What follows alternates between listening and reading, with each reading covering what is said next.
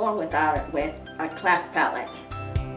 So all my life I haven't had a good speech. You know, I can't speak correctly. A lot of words I cannot sound out, I cannot say.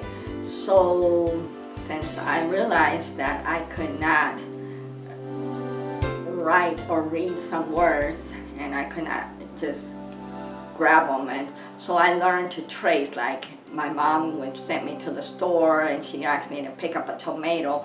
Since I didn't know how to write it, I would draw it. And a gallon of milk, I would draw it, and everything, and then that's how I came about. And until now, God has blessed me with that gift, that just about anything that I see, I mean, anybody gives me an idea and I can put it on paper. I realized that God wanted to use me to do his artwork because I have 3 sons. I love my 3 sons, and I always said, oh, you know, I'm going to draw them, I'm going to make portraits of them and my grandkids and all that. But every time I try to draw them, it just never worked out. But the minute that God would put an idea in my head, I would just, in 2 hours, 3 hours or less, I can just put a portrait together. But when it came to doing what I wanted to do, it never hardly ever comes, you know.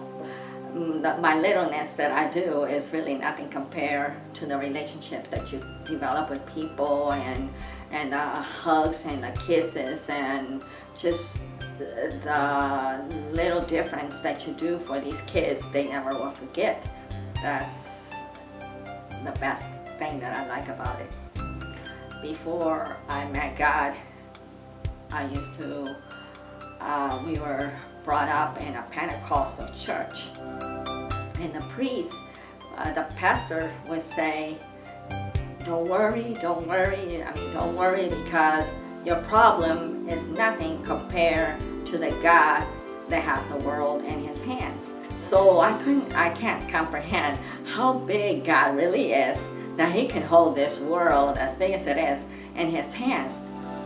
And then why do we worry if our problems are nothing compared for him? He's got all the world in his hands. Why do we worry? If we serve him, then he's got our problems too in his hands.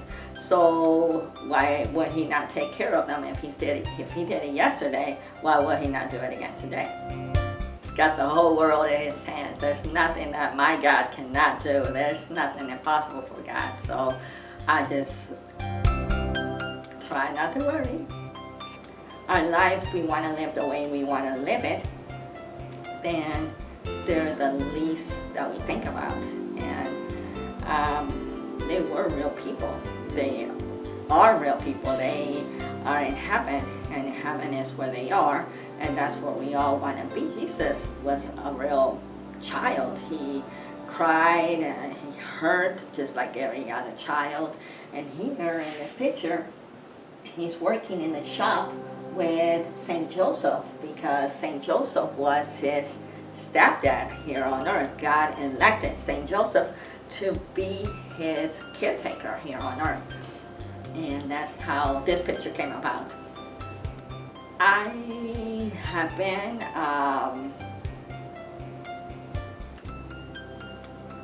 a person that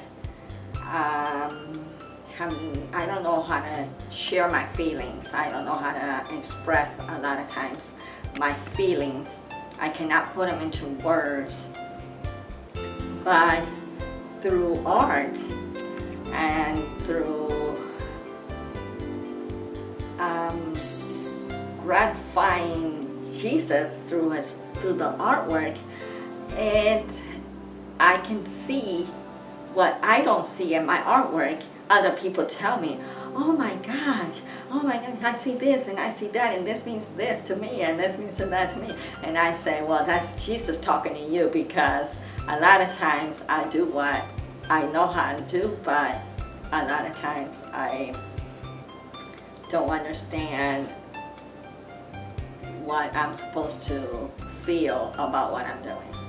The person that's out there, I don't care if it's just one person, that thinks that they're defeated, that thinks that they have nothing to offer to this world, that think that they are blind, dumb, or stupid, or whatever person is telling you that you're not worth anything, you're not gonna amount to anything. Yes, you are. They're lying. They are lying. That's the devil. God does not think that about you. If he did it for me, why would he not do it for you?